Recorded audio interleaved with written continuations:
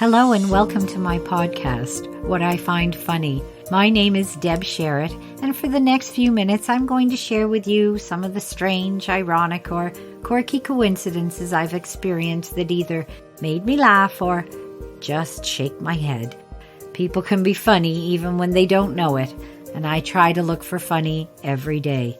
On this episode, it's all about my former neighbours, their desire to keep up with the Joneses, and the everlasting impact it had on our lives. Let me explain.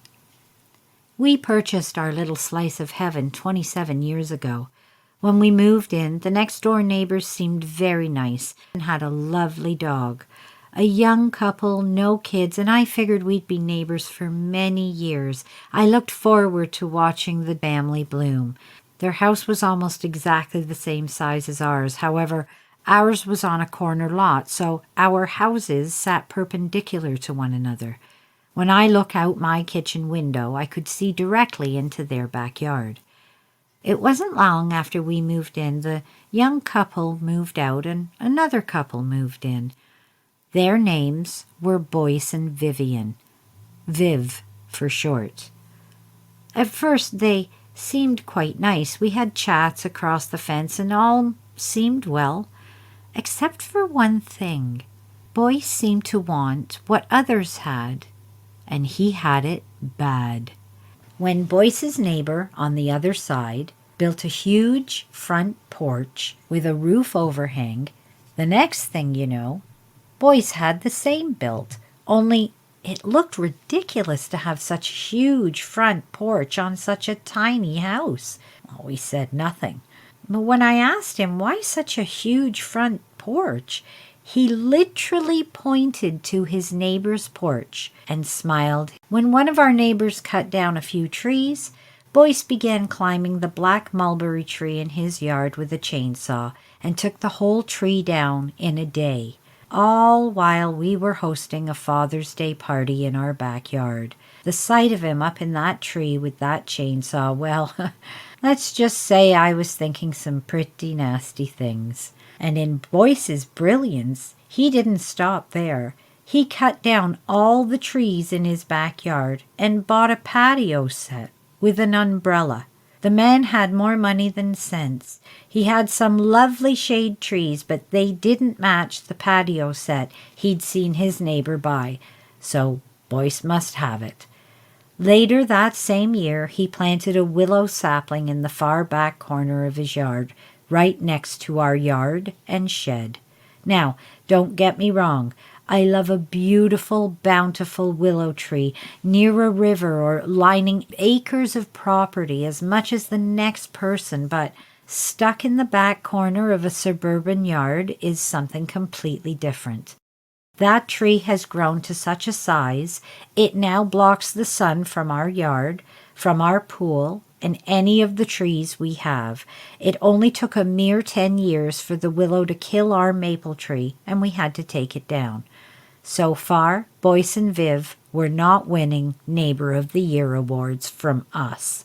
But the final straw came when the neighbor across from us did a huge reno to his house and added a second story. He'd done a nice job and the house looks lovely. And while I was doing dishes one day, into Boyce's backyard rolls a front-end digger, which proceeds to break up the newly laid patio stones and dig deep down into the ground. I call Honeybunch over and ask, "What do you think he's doing now?" Honeybunch takes a look and says, "He's building," rather ominously. Oh, he wasn't wrong. For the next 3 years, Boyce took a small 1.5-story home and built it into a whopper of a monstrosity. He built such a big house that we had to remove our skylight from our roof because he could see into our house from his bedroom window. As a matter of fact, he lined up the windows so they could see into our home. Oh, and he wasn't finished. I mean, literally, he never finished building the house. Once he got the structure up and got the Tyvek wrap around the house, he left it like that for more than 3 years. He also built a huge deck off the back of his house that he could now sit on and see into our home through our patio doors. What was with this guy? Apparently a builder by trade, he seemed to not care about how badly the unfinished house looked or that it sat for many years like that.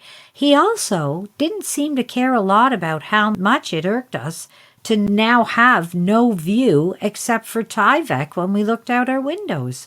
We ended up putting in frosted window panes on that side so he couldn't see in, but the thing that got to us the most was how enormous this unfinished house was. Like the Willow, his house blocked all the sun from the south side of our home and any view of the neighborhood on that side whatsoever. Each spring, summer, and fall, we'd watch as all manner of animals would climb up the now torn Tyvek wrapping and burrow into the walls. We lived on a dead-end street right next to the ravine, so it's not strange to see raccoons, possums, skunks, and every little rodent you can think of wandering the neighborhood. And most of these became Boyce and Viv's newest roommates. Had they not lived next door, Honeybunch and I would have probably been driving by each day to see if any progress was being made, but unfortunately, we didn't need to. We were living the full experience. One summer night, we heard an awful argument coming from next door, and within a week, Boyce and Viv were gone. Unfortunately, the house remained, half finished, eyesore of the neighborhood and the bane of our existence. Honeybunch had chatted with Boyce's neighbor on the other side and found out that Boyce had built the monstrous home for his wife Vivian out of love. Problem was, Vivian wasn't really in love, and when the relationship went sour and the money dried up, the house became their battleground. From what he was told, Honeybunch said, "If you think the outside's bad, I hear the inside's even worse." I couldn't imagine. Knowing that no act of God was going to come and take this monstrosity away, we resigned ourselves to the fact that the house that Boyce built was here to stay. One summer's afternoon around wine o'clock, Honeybunch raises his glass and says, "You know, something that large, built out of love, already exists." He points to his phone and reads, "The Taj Mahal was built by the Mughal Emperor Shah Jahan to immortalize his wife Mumtaz Mahal, who died in childbirth in 1631. Honeybunch looks up and says, "They have the Taj Mahal, and we have the Taj Maviv. I'll drink to that." That Honeybunch. He's a funny guy, and that's what I find funny. Thanks for joining me today. I hope this episode made you smile and forget about your day for just a moment. Spending this time with you makes my day all the brighter. I encourage you to hit the follow button, hit the like button, leave me a comment, and most importantly, find funny where you can, and take care.